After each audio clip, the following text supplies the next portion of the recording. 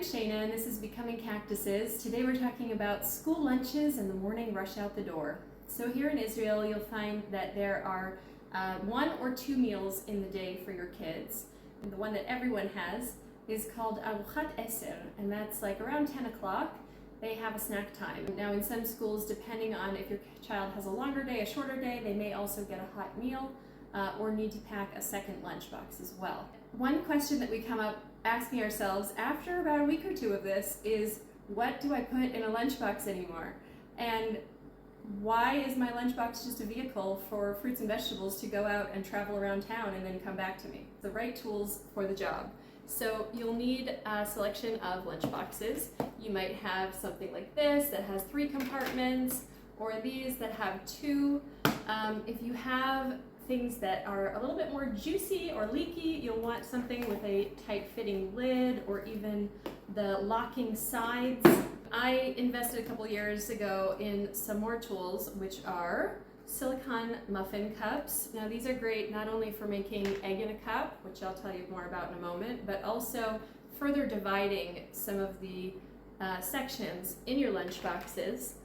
We also have some cookie cutters that are made for fruits and vegetables, so they're like extra sharp to get through. So you can make like carrot dinosaurs and cucumber flowers. Who on earth has time to do this, you ask? Well, you do apparently if you want your 3-year-old to eat their vegetables. When I was a kid, it's like your parents slapped something together, maybe took a bite out of it themselves, and like that's what you had to eat, and you just eat it. And now kids just work a little differently than we used to. You obviously are not going to have every single day that you go all out and make some 5-star gourmet something or other. But when you have the time, putting that extra little touch in there, I've found just like ups the appeal of the food and makes it more likely for them to eat it. So what I like to do is have a few things that are just ready to grab and go. It may mean that there are leftovers from dinner the night before. If you never have leftovers from dinner, like you cook exactly according to the portions, so this may be something that you want to consider adding in.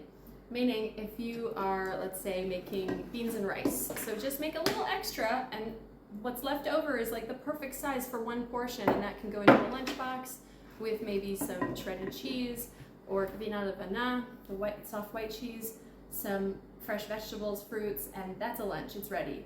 Or if you have leftover pasta or tofu or chicken if you do meat meals or whatever it is. So you just take the leftovers of that and package it up into one of these sectioned off boxes, and it makes meals so much easier. Normally when I'm buying cucumbers, I like to get the little tiny ones. They're so cute and they just like, they smell better. You ever notice that when you walk into an Israeli grocery store? You just like, the smell of cucumbers hits you. It's so beautiful. So here's how it works. You want to get ones that are a little bit thicker to make the round cutouts. And isn't this just so cute? Like, who would not want to eat this? You can do it with apples, with cucumbers, with carrots. Another kind of simple, but it looks nicer option is you can make a sandwich and use these like cookie cutters to cut out shapes. Now for this, you need special bread, which they sell here, that is very square in order to not have a lot of waste. I mean, you can use it with any bread, but you'll just have like a lot of extra crust.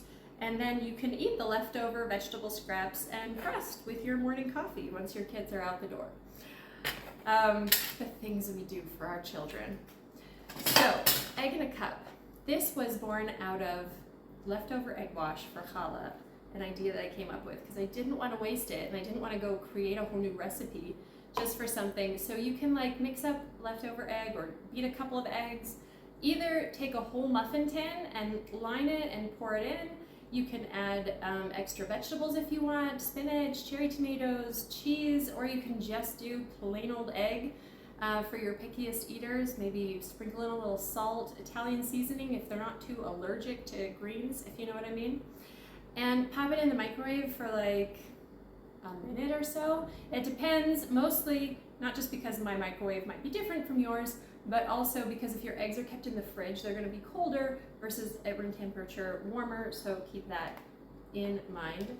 Another thing that you can do in the microwave super fast is I like to get these tortillas. They have whole wheat. They also have spelt ones. You just take a slice of cheese, rip it in half, lay it in the middle, pop it in the microwave for like 30 seconds, roll it up while the cheese is still warm and soft so that it sticks, and then either slice it into like little round swirls or just cut it in half to fit inside of a lunchbox. Add maybe a hard-boiled egg. So those are nice to like keep ready to go. Another thing that I like to batch prep are these quiches. So I'll do like multiple pans at a time, and I use a prepared frozen crust for it, and break like a dozen eggs, take a bag of frozen broccoli that's been thawed, some cheese, some herbs, salt and pepper, and cut the crust to fit the pans, pour in the filling, bake it for maybe 25 to 30 minutes depending on the size of your pan at 180. And these are great because you can keep a couple in the fridge, a couple in the freezer. They make a nice meal when they're fresh out of the oven. They reheat very well, or you can really eat them cold as well. So they're great for just like cutting off a slice and popping it in a lunchbox. Breakfast is the most important meal of the day, we all know. But it's also one of the ones to be most likely to be forgotten. So when you are having a really busy day, you can just like lay out some cereal boxes, and cereal milk is just, you know, an easy go-to. But if you want to skip the processed foods and do something that's also doesn't take much time in the moment, so I like to batch prep is overnight oats. I use recycled jelly jars to do that. If you're interested, I can put a recipe in the comments below. And these are great to just keep in the fridge, and at any time you just pull one out, open the lid, and it's ready to go. My kids call it pudding. It's so cute. They think it's actually pudding because I only ever buy pudding like once a year for Pesach when my kitchen is a wreck. And so I put like a little bit of yogurt on the top so it looks like the cream on the top of the pudding cups, but no plastic waste, and you know, no refined sugars. It's gluten-free. It checks all the boxes, and you can leave the yogurt off if you're lactose intolerant. I also like to batch prep tea, iced tea. You can use loose leaves, or I use even the herbs from my garden and make large batches of tea and pour it into these apple juice concentrate bottles.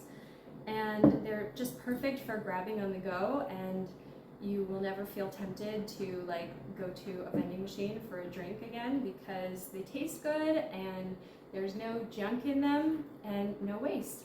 The best thing to do in order to make your school lunches edible is to get your kids involved.